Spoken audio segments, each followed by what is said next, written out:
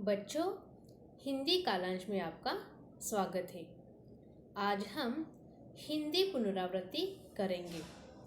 छात्रों, आपकी सेमेस्टर 1 परीक्षा 40 अंकों की होगी। परीक्षा में पूछे जाने वाले प्रश्न मल्टीपल चॉइस टाइप अर्थात बहुविकल्पीय होंगे।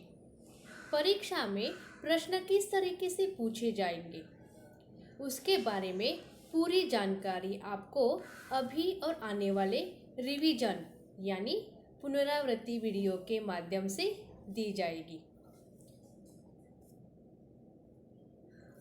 बच्चों, तो आज हम लेखन विभाग से जैसे संवाद लेखन और चित्र वर्णन की पुनरावृत्ति करते हैं। बच्चों, आपको परीक्षा में लेखन विभाग में अनुच्छेद, पत्र लेखन, संवाद लेखन, चित्र वर्णन लिखने को नहीं दिया जाएगा, बल्कि उसके प्रारूप पर आधारित प्रश्न पूछे जाएंगे। तो चलिए, लेखन विभाग से अभी हम संवाद लेखन की पुनरावृत्ति करते हैं।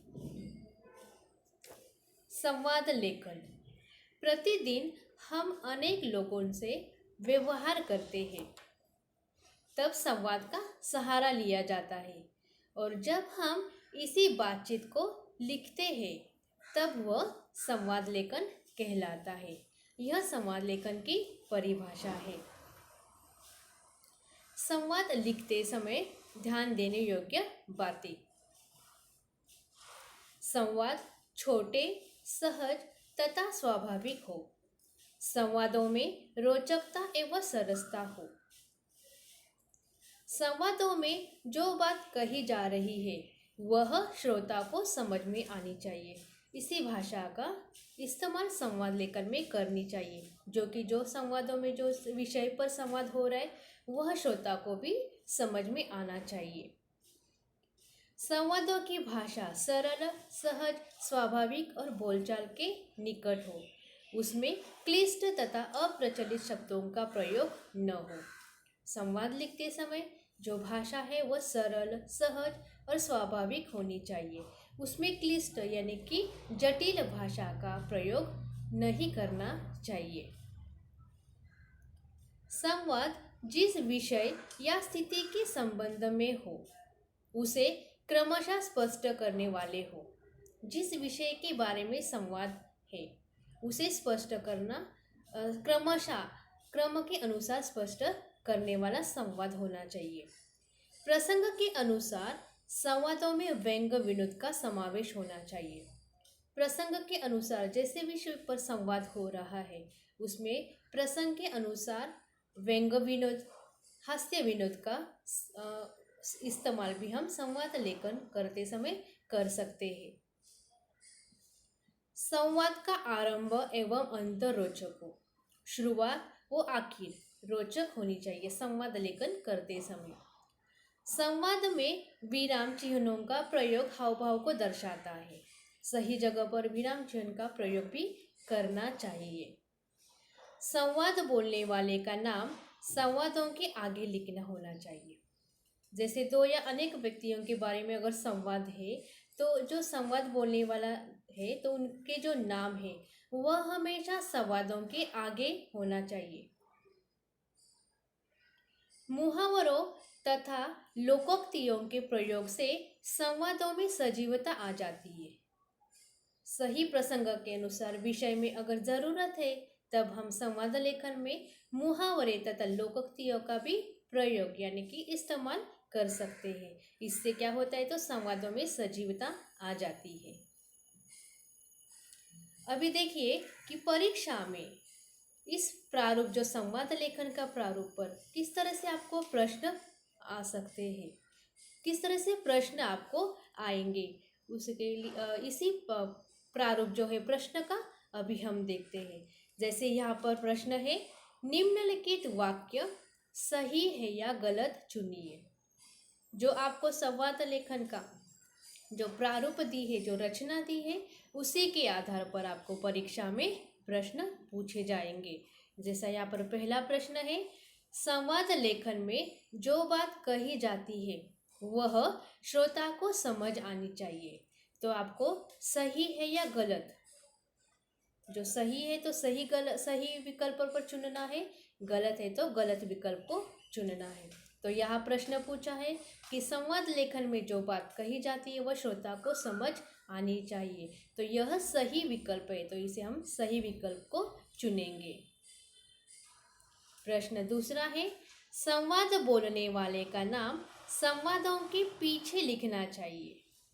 तो अभी मैंने आपको बताया था कि संवाद बोलने वालों के जो नाम है वो हमेशा संवादों के आगे लिखना है। तो यहाँ पर पूछा है कि पीछे, तो यहाँ पर हम गलत विकल्प चुनेंगे।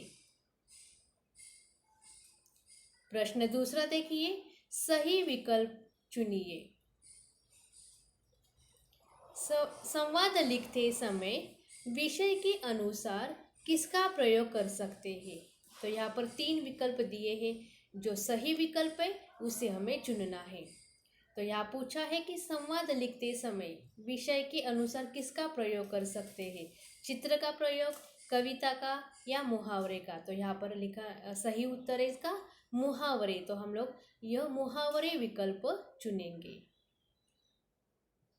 यहाँ पर दूसरा प्रश्न है, संवाद डैश डैश यानी सहज तथा स्वाभाविक होने चाहिए। खाली जगह में आने वाले उत्तर पर सही का निशान लगाइए। अभी यहाँ पर जो प्रश्न का प्रारूप है, यहाँ पर आपको खाली जगह जो है वह उसके जो विकल्प है वो आपको नीचे दिए हैं, और जो यहाँ पर सही विकल्प है उस पर आपको सही का निशान यानी उसे आपको चुनना है। जैसे यहाँ पर प्रश्न में पूछा है कि संवाद डैश सहज तथा स्वाभाविक होने चाहिए। यहाँ पर ऑप्शन दिए हैं बड़े, छोटे या कठिन। तो यहाँ पर सही विकल्प रहेगा छोटे, क्योंकि संवाद छोटे, सहज तथा स्वाभाविक होने चाहिए। तो यहाँ हम छोटे यानी दूसरा विकल्प चुनेंगे। अभी हम देखते हैं चित्र वर्णन। चित्र वर्णन की पुनरावृत्ति। चित्र वर्णन के प्रारूप पर किस तरह से प्रश्न आपको परीक्षा में सेमेस्टर 1 में पूछे जाएंगे उनके बारे में देखते हैं। तो पहले हम पुनरावृत्ति करते हैं चित्र वर्णन के प्रारूप का। चित्र वर्णन परिभाषा देखते हैं। किसी चित्र को देखकर उससे संबंधित मन में उठने वाले भावों को अपनी कल्पना शक्ति के माध्यम से व्यक्त करना चित्र वर्णन कहलाता है। कल्पना शक्ति के माध्यम से जो चित्र देखकर जो उससे संबंधित मन में उठने वाले जो भाव है उसे व्यक्त करना ही चित्र वर्णन कहलाता है। आगे देखिए, वर्णन के लिए जो चित्र दिए जाते हैं उनमें किसी घटना का वर्णन हो सकता है, कुछ गतिविधियां भी हो सकती है, लोगों की विभिन्न भाव भंगिमाएं भी हो सकती है, कोई प्राकृतिक दृश्य हो सकता है। जो चित्र वर्णन के लिए आपको दिए चित्र वर्णन जिसका आप कर सकते हो वो कोई घटना हो सकती है, उसमें कुछ गतिविधियां हो सकती है, लोगों के विभिन्न भाव भंगिमाएं भी हो सकती है, या कोई प्राकृतिक दृश्य भी चित्र वर्णन के लिए हो सकता है। चित्र वर्णन करते समय ध्यान देने योग्य बातें। सबसे पहले चित्र का सूक्ष्म निरीक्षण करें। प्रत्येक गतिविधि एवं स्थिति के विषय में कल्पना शक्ति का सहारा लेकर अनुमान लगाएं। जब हम चित्र वर्णन करते हैं तो पहले चित्र का निरीक्षण करना चाहिए और फिर जो गतिविधि है, स्थिति है, उस विषय के में कल्पना शक्ति का सहारा लेकर हम पहले अनुमान लगाएं। चित्र में यदि कुछ गतिविधियां हैं तो उनके हाव भाव और चेष्टाओं पर ध्यान दें। यदि प्राकृतिक दृश्य को चित्र में उकेरा गया है तो देखें कि प्रकृति में उस समय क्या क्या हो रहा है। चित्र वर्णन करते समय छोटे छोटे सरल वाक्यों का प्रयोग करें। अभी चित्र वर्णन का जो यह प्रारूप था उसी के आधार पर आपको परीक्षाएं में किस तरह से प्रश्न पूछेंगे। तो देखते हैं हम। यहाँ पर प्रश्न पहला है, सही विकल्प चुनिए। तो प्रश्न पहला यहाँ, चित्र वर्णन किस तरह से किया जाता है। आपको विकल्प दिए हैं, चित्रों को देखकर, वाक्यों को देखकर, अनुच्छेद को देखकर। तो यहाँ पर सही विकल्प हमें चुनना है। तो चित्र वर्णन चित्र को देखकर किया जाता है, तो यहाँ पर पहला विकल्प को हम चुनेंगे। दूसरा है, चित्र वर्णन करते समय सबसे पहले चित्र का सूक्ष्म डैश डैश करना चाहिए। यहाँ पर पूछा है, खाली जगह में आने वाले उत्तर पर सही का निशान लगाइए। यहाँ पर जो खाली जगह है वहाँ पर जो आपको यहाँ पर दिए हुए विकल्प है वो सही विकल्प को आपको यहाँ पर सही विकल्प को आपको चुनना है। जैसे यहाँ पूछा है, चित्र वर्णन करते समय सबसे पहले चित्र का सूक्ष्म डैश करना चाहिए। मतलब विकल्प दिए हैं वाचन, निरीक्षण, लेखन। तो यहाँ पर सूक्ष्म निरीक्षण करना चाहिए। निरीक्षण यह खाली जगह पर शब्द आएगा, मतलब हम निरीक्षण यह विकल्प को चुनेंगे। अभी प्रश्न दूसरा है, निम्नलिखित वाक्य सही है या गलत चुनिए। सही विकल्प है तो सही को चुनना है, गलत विकल्प है तो गलत को चुनना है। यहाँ पर पहला है, चित्र वर्णन करते समय बड़ी बड़ी पंक्तियों का प्रयोग करना चाहिए। सही है या गलत। तो यहाँ पर गलत यह विकल्प आएगा, क्योंकि चित्र वर्णन करते समय हम छोटे छोटे वाक्यों का प्रयोग करते हैं, ना कि बड़ी बड़ी पंक्तियों का। तो यहाँ पर हम लोग दूसरा यानी कि गलत विकल्प को चुनेंगे।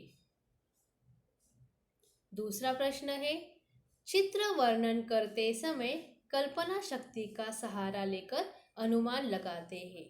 सही या गलत। तो यह सही विकल्प हम चुनेंगे, क्योंकि हम जब भी चित्र वर्णन करते हैं तो कल्पना शक्ति का सहारा लेकर अनुमान लगाते हैं। तो बच्चों, इस तरह से आपको प्रश्न जो लेखन विभाग है उसी के आधार पर आपको प्रश्न पूछेंगे, जो कि यहाँ पर प्रश्न का प्रारूप मैंने आपको यहाँ पर बताया है। तो आपको परीक्षा में भी ऐसा ही प्रश्न प्रारूप यानी प्रश्न आपको पूछे जाएंगे। तो मुझे आशा है इस कालांश में जो लेखन विभाग में मैंने आपको सिखाया समझाया वह आपको अच्छे से समझ में आया होगा। धन्यवाद।